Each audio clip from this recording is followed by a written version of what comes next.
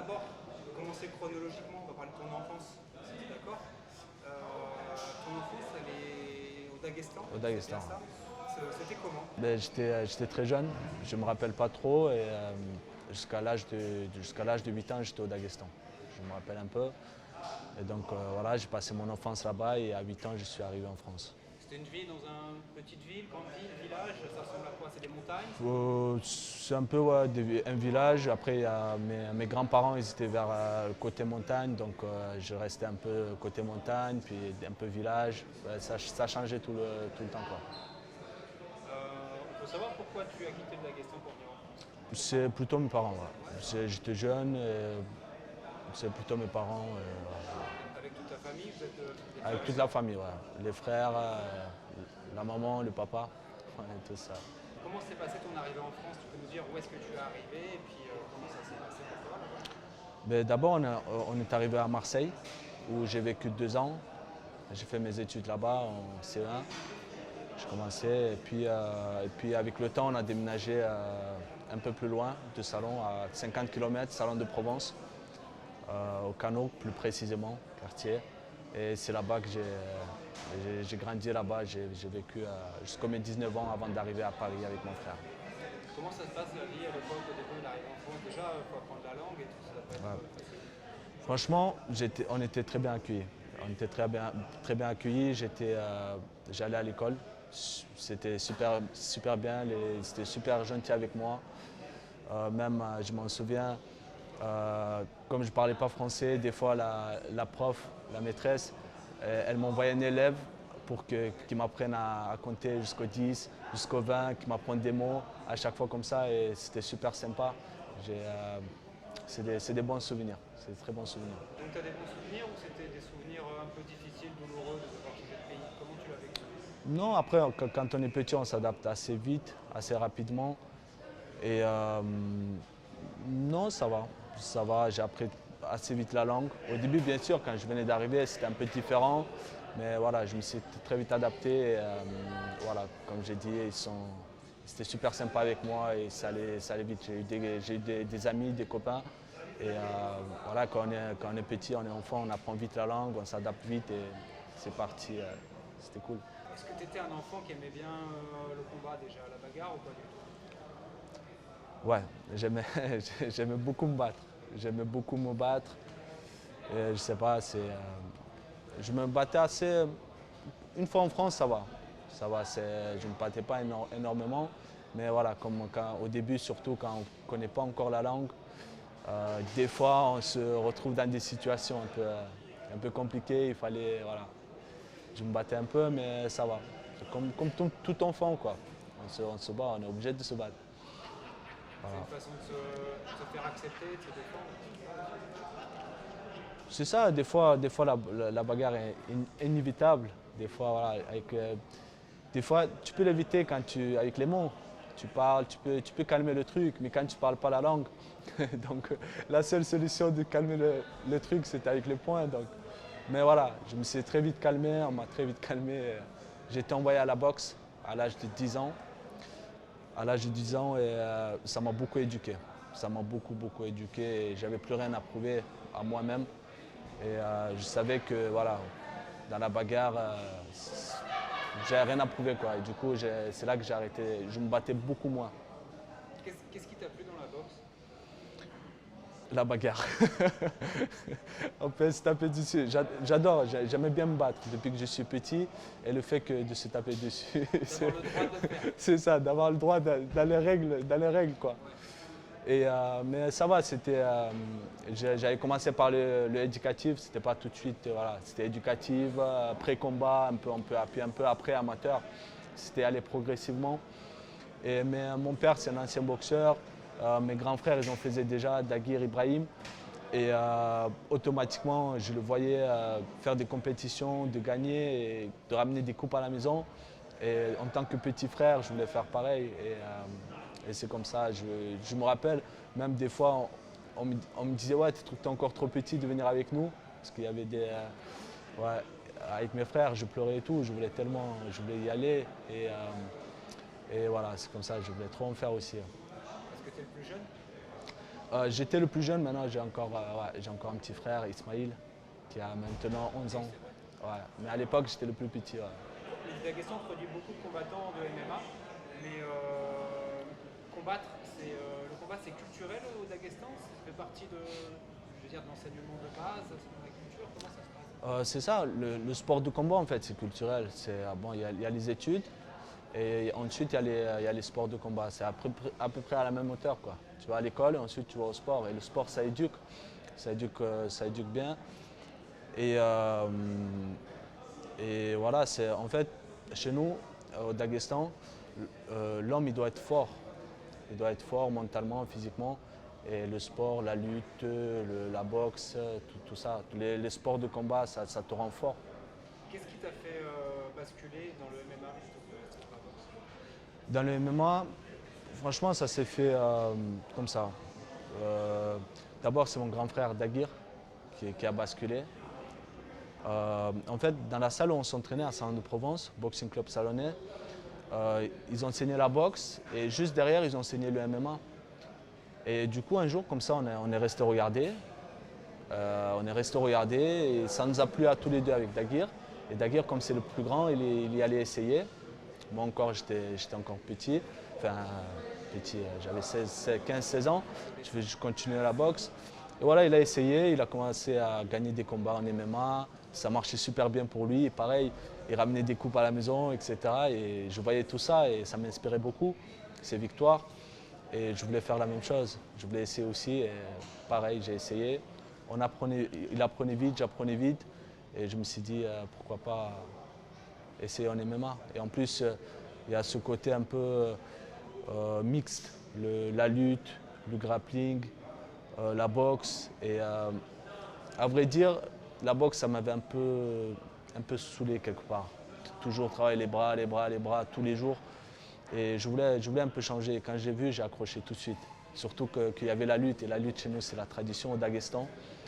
Ouais, c'est la tradition. Et même si moi, je ne suis pas allé dans un club de lutte, mais quand je vivais au Daghestan, on s'amusait à faire la lutte. C'est comme, par exemple, en France, le sport traditionnel, on va dire, c'est le foot.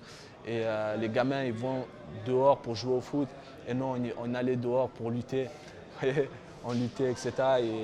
Et même, par exemple, si l'ami de mon père il vient à la maison avec son gamin, qu'on a le même âge, ça, je savais déjà que ça allait partir en lutte. Je m'échauffais déjà, tu sais, dans ma chambre à côté. Et surtout, il y a le père qui regarde. Et c'est comme une compète, quoi. Et une fois que je suis passé en MMA, mon corps, le corps humain, c'est une mémoire. C'est une très bonne mémoire. Tu vois, c'est comme si tu apprenais le vélo à 10 ans, dans 30 ans, tu sauras encore faire du vélo. Et j'avais ces réflexes-là de lutte. Et l'entraîneur, il le voyait, David Garofalo, d'ailleurs, mon tout premier entraîneur de MMA. Et il voyait tout ça, j'apprenais vite et c'est parti de là. On apprenait vite avec mon frère, d'ailleurs. Lui, c'était pareil. Mais à la base, donc toi, comme tu as une base de boxe, tu es plutôt un très bon striker. MMA, c'est ça plutôt. Est-ce que j'ai raison ou pas en disant que c'est plutôt ton point fort? C'est exactement ça. Tu as tenu à développer ça, ton profil, pour être un petit peu aussi différent par rapport au profil de combattant de Daghestan qu'on voit d'habitude? C'est ça. Et puis le striking, c'est ce qui donne le show. C'est quand tu restes debout, c'est un peu. Voilà, la lutte aussi, il y a le show, la lutte active, un peu comme Khabib, Chimaev, etc. Ils sont très actifs au sol. Mais le striking, ça reste le striking quand même. Voilà, j'aime beaucoup le striking, mais la lutte, voilà. Le jour où il faudra montrer la lutte, on le garde en réserve. On le garde en réserve. C'est quoi le plus dur dans le MMA? Qu'est-ce qui fait le plus mal? C'est de lutter, ensuite de striker. Tu passes du sol au striking. C'est très très compliqué, c'est pas facile. Tu fais la lutte, tu te relèves, tu as déjà les bras un peu tétanisés. Et c'est super dur pour le corps. Et ça se travaille à l'entraînement et à chaque fois, c'est même pour le mental, tu te lèves, parce que la lutte, c'est beaucoup de force, beaucoup de. Tu vois. Et c'est ça, c'est cet aspect-là, ouais. C'est un peu douloureux. Est-ce qu'il y a un moment où tu as su que tu pourrais devenir un champion? Il y a eu un déclic? Ouais, ouais. C'était dès que j'ai commencé le MMA. Vas-y, dis-nous. Dès que j'ai commencé le MMA, je me voyais déjà très loin. Je suis quelqu'un, je suis un peu un rêveur. Si je te disais tout ce qui passe par ma tête, vous allez me prendre pour un fou.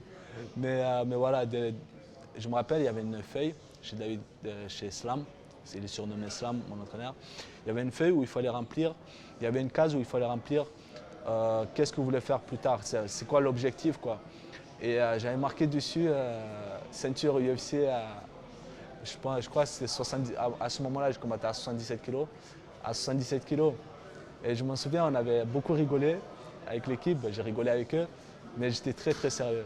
Dans ma tête, c'était. Et voilà, je suis un rêveur. Et dès le début, voilà, avant de me coucher, bon, maintenant un peu moins, mais avant, j'étais trop loin, quoi. Il faut avoir des ambitions pour aller loin, non? Je sais pas. Ben, ça passe d'abord par le mental, par la tête. Et si tu n'y crois pas, c'est quasi impossible. Il faut y croire d'abord avant d'accomplir. Et c'est très très important. Et des fois, c'est bien d'être un rêveur, quoi. Quand tu as signé ton premier contrat UFC, tu as repensé déjà tous les sacrifices que tu avais dû faire. Ça représentait quoi ce premier contrat, cette entrée à l'UFC? C'était spécial ou pas vraiment? Ouais, mon premier contrat à l'UFC, quand je l'ai reçu, j'ai fait nuit blanche, tout simplement. J'étais super excité, les rêves en train de devenir réalité, quoi. C'était le rêve dès le début. Et on savait à ce moment, surtout à ce moment-là, comme ce n'était pas encore légal en France, le MMA, c'était très très compliqué de mettre le pied à l'UFC. Et le fait qu'on a réussi avec mon équipe, avec mon staff, le MMA Factory, Fernand Lopez qui a fait un super bon boulot, le Management Factory, le fait de mettre le pied, c'était quelque chose d'énorme. Je ne revenais pas, j'ai appelé les amis, les frères, tout le monde. C'était waouh, waouh, waouh. Par où tu es passé avant d'arriver à l'UFC? Tu peux nous Un peu partout, j'ai combattu un peu partout, ouais, par où je suis passé. Un peu Pologne, c'était surtout à l'étranger, comme en France c'était le pancras. Et moi j'ai commencé, au bout du deuxième combat, j'ai commencé à faire le MMA, vrai, dans la cage. Et c'était Pologne, Italie, Malte, Abu Dhabi, il me semble.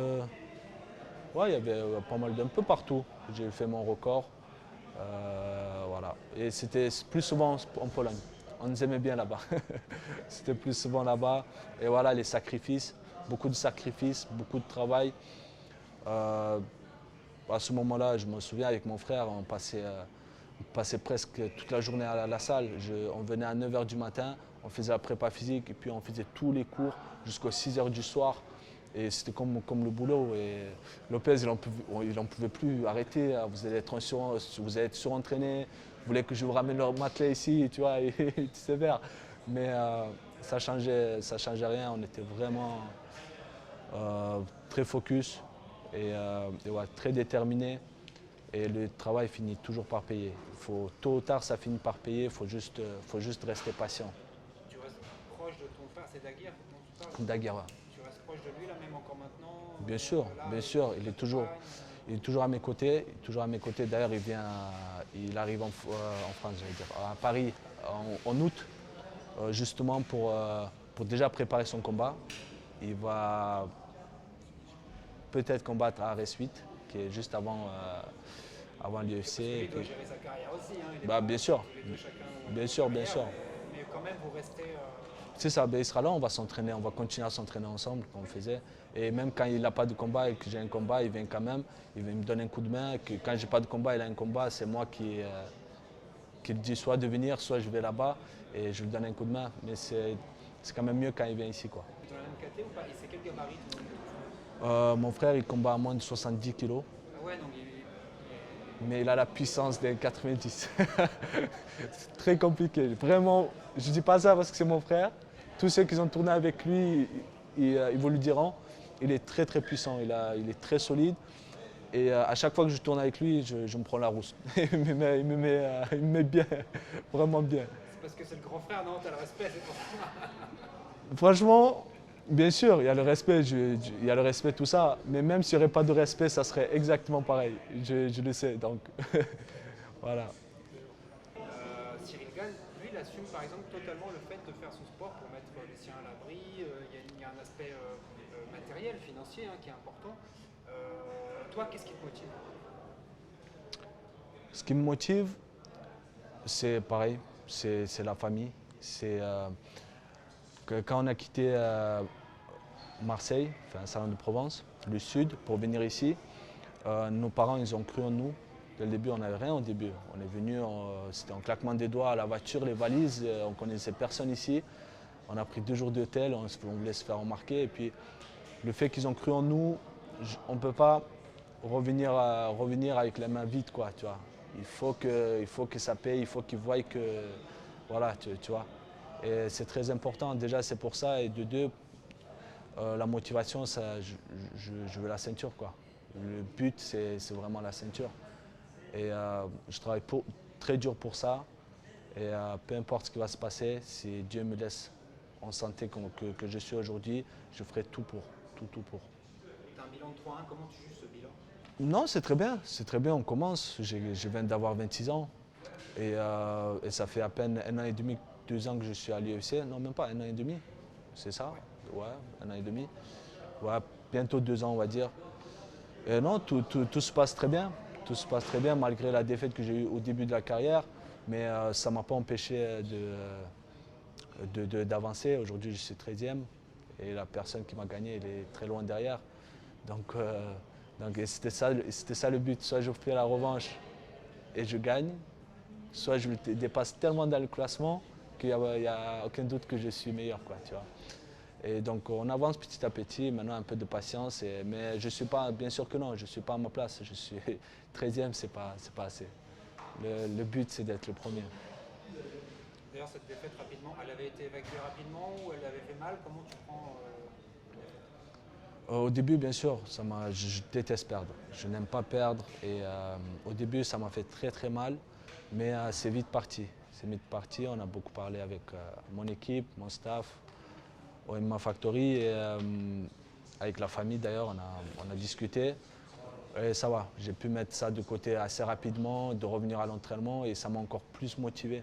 Ça m'a encore beaucoup motivé. Et de toute façon, après mes défaites, je reviens toujours plus fort. Dans ma carrière, tu peux voir, toujours une défaite, boum, après j'enchaîne 5, 6 victoires consécutives. Et donc là, ce qui se passe, défaite, déjà 2 victoires consécutives par TKO avant la limite contre des tops mondiales. Et j'espère que ça va continuer. Avoir peur avant un combat, c'est possible? C'est possible, bien sûr. Il y a des combattants, ils disent qu'il y a beaucoup de combattants qui avouent qu'ils ont beaucoup peur avant le combat. Après, ça dépend de la peur. Bien sûr, ce n'est pas des peurs des coups, sinon la personne jamais de la vie va monter dans la cage. Mais avoir peur de ne pas bien faire les choses, avoir peur de perdre peut-être. Et moi, ça va. Moi, ça va, je gère assez bien cet aspect-là. Franchement, j'ai vraiment le moins de pression possible. Et il y a différents types de pression. Il y a la pression mal au ventre, tu sais, la boule au ventre, genre, tu vois. Et il y a une autre pression que moi, ma pression, je kiffe la pression. Je la ressens même pas, on va dire. Je kiffe le truc et je suis bien. Qu'est-ce qui fait qu'on est quelqu'un de très cool et puis quand on rentre, il faut aller détruire celui en face? Qu'est-ce qui se passe? Le travail mental, psychologique. Comment je travaille à l'entraînement physiquement, tu sais, quand on fait les pas d'ours, tout ça, ça se travaille. Et puis le combat, tu as 2 mois de préparation, 2, 3 mois. Et pendant ces 2, 3 mois, tu as le temps de te préparer mentalement, physiquement. Et voilà. Ça, c'est pour avoir la confiance. Moi, Ouais. je te dis, est-ce qu'il y a deux Nassourdine en fait? Ouais. Je suis très très gentil, mais j'ai un autre côté très méchant et très violent. C'est ça, j'ai un côté très méchant et très violent qui s'active quand je suis dans la cage ou bien quand instinct de survie, quand il faut que je me défends. Ben, ce n'était pas encore arrivé, à part quand j'étais petit, mais si jamais ça arrive, que la personne est très méchante avec moi, j'ai ce côté-là qui peut s'activer. Est-ce que dans la cage, c'est pas cet instinct-là finalement qui ressort finalement? C'est ça, C'est ça, dans la cage, c'est ce qui se ressort. C'est la détermination, vouloir de gagner. Et maintenant, au début, c'était un peu compliqué, mais maintenant, j'ai beaucoup travaillé dessus. Et aucune pitié. Aucune pitié parce que si tu te laisses faire, tu vas te faire marcher dessus. Si tu as un peu pitié dans la cage, l'adversaire en face, il n'aura aucune pitié. Tu vois. Donc dans la cage, pas de pitié, c'est la bagarre. Puis quand c'est fini, on se prend dans les bras et on est amis. On va même aller boire un coup. Le combat de tes rêves, ta catégorie, ce serait face à qui et où? Le combat idéal, le combat de mes rêves, où et contre qui? Déjà où? À Paris, bien sûr, chez moi, à domicile. Et contre qui? Peu importe, franchement, celui qui aura la ceinture. Le meilleur, ce qui est parfait, c'est la ceinture à la maison, c'est nickel. Après, ça peut être, peu importe. Mais là, tout de suite, si tu veux dire là tout de suite, qu'est-ce qu'on pourrait, quelqu'un du top 5, quelqu'un peut-être Whittaker, peut-être Vettori, ce qui est fort possible. Ça peut venir là, très vite. L'UFC Paris, pour finir. Yes. Ça te fait quoi de combattre à Paris? C'est voilà, le sourire. Ça me fait sourire. C'est ouf. Si on me disait il y a 2 ans, on me disait que j'allais combattre en 2022 à Paris, j'aurais pas cru. C'est incroyable. C'est incroyable et d'y être aujourd'hui, c'est ouf. J'arrive même pas à l'expliquer avec les mots. Et j'ai vraiment hâte. Il reste quoi? Il reste 6 semaines, moins de 6 semaines. Et waouh, très très hâte. Pour toi, c'était impossible de ne pas y être? Est-ce que c'était impossible de ne pas y être? C'était impossible de pas y être. C'est la première en France, l'UFC c'est la première fois qu'il est en France. C'est quelque part historique, tu vois. C'est historique et il fallait absolument que je sois dans la carte. Et c'est pour ça qu'on a attendu le top 10, quelqu'un de devant, parce qu'à ce moment-là, j'étais encore dans les top 11. Donc on voulait quelqu'un de devant, top 10. On est même y allé à call-out un peu Whittaker, Vettori. Et du coup, voilà. On a attendu, il n'y a pas eu de réponse. Il y a eu pas mal de refus. Bronson a refusé. D'ailleurs, il a dit peut-être qu'un peu plus tard. Donc, nous, il fallait qu'on soit sur la carte. Il fallait que je combatte en septembre. Et du coup, dans ce cas-là, il fallait chercher derrière. Et le bon profil, c'était l'adversaire que je vais affronter, Joachim Buckley. C'est un guerrier qui lâche jamais rien. Il avance tout le temps. Et il est bon et je suis persuadé qu'il peut battre quelques top 10 de la KT, même si aujourd'hui il est 25e. Il est hypé et voilà, on a décidé avec mon équipe, Fernand Lopez, avec le Management Factory, quoi, de choisir lui parce que c'est bien de combattre à Paris, mais voilà, juste de combattre ça ne suffit pas. Il faut marquer les esprits, il faut faire un bon show, il faut faire une bonne bagarre. Et lui, c'est le profil parfait. Toi, tu as le style pour briller, tu as commencé à l'évoquer, c'est pas seulement la victoire, c'est aussi le style qu'il va falloir soigner. C'est ça. Le style, c'est très important. Comment est-ce que tu combats? Il faut que ça soit joli à voir, tu vois. C'est pour ça, après chaque entraînement, je me mets au miroir et je tente des trucs, je regarde, tu vois, j'essaie de faire de reproduire des combinaisons, des techniques jolies à voir pour faire kiffer le public, tu vois. Et ça, c'est très, très, très important. Très, très important. Alors, et sur Twitter, il a mis des trucs apparemment, Joachim. Il a dit je vais te botter le cul en français et tu lui as répondu. Qu'est-ce que tu lui as répondu? En fait, il m'a dit comment est-ce qu'on dit en français? Je vais te botter. Voilà. Je le dis, comme ça tu ouais, vas le dire. Ouais. Et je lui ai dit comment on dit ferme ta gueule chez lui, quoi, en anglais, en américain, chez les Américains, parce que chez les Américains, ils ont un dialecte, ils ont une façon de parler, donc c'est pour ça que je dis américain. Et c'est le trash talk. c'est quelque part le trash talk et je ne suis pas contre. Moi, en fait, dès le début, j'ai fait comprendre que le trash talk, ça ne m'intéressait pas, parce que des fois, voilà, ça dépasse les limites. Mais le trash talk, qu'on puisse rigoler sans manquer de respect, pourquoi pas, ça fait vendre le combat, etc. Mais là, il va déjà fort parce que ce qu'il a dit, c'est dans mon éducation. Chez moi, on n'accepte pas ça. Et je pense que plus le combat il va s'approcher, plus il va dépasser les limites. Et mon côté méchant, violent, il risque d'être, tu vois, au maximum le jour du combat. Donc, tant mieux, ça me motive encore plus quand ça part. Et voilà. Toi, est-ce que tu fais partie de ces combattants qui vont travailler à mort leurs points forts pour être ultra forts sur leurs points forts, ou plutôt travailler tes points faibles? Qu'est-ce qu'il faut faire? Parce qu'il y a deux écoles. Je pense qu'il faut mettre plus d'accent sur... après, c'est la partie qui gère mon entraîneur. Ouais. C'est mon entraîneur qui gère ça. Mais on travaille plus la partie points forts. Et bien sûr, on n'oublie pas les points faibles. Et en fait, ça dépend de l'adversaire. S'il est fort là où je suis faible, on va mettre beaucoup d'accent sur mes points faibles, tu vois. Par exemple, ça peut être, on va dire la lutte, même si ce n'est pas vraiment mon point faible, mais je suis plus bon en striking qu'en lutte, parce que voilà, la boxe, j'ai fait presque toute ma vie. Et voilà, si on voit que l'adversaire c'est un lutteur, on va bombarder les points faibles. Ce qui paraît logique. Et là, contre lui, ça va être du MMA. Ça va être du MMA. On va lutter, on va boxer, on va faire un peu du tout. Et voilà. Est-ce qu'on peut te demander de mouiller un petit peu, de nous dire quel round et comment tu vas finir ce combat? D'habitude, par respect à mes adversaires, je ne dis pas, mais lui, comme il parle beaucoup, on peut dire, tu vois. Je pense que fin deuxième round, soit KO, soit TKO, soit soumission, début troisième round ou début troisième round, tu vois. Par contre, s'il parle beaucoup, ça sera premier round, ça va s'approcher. Fernand nous a affirmé plusieurs fois, et pas qu'à nous, à tout le monde, que tu serais champion en 2023.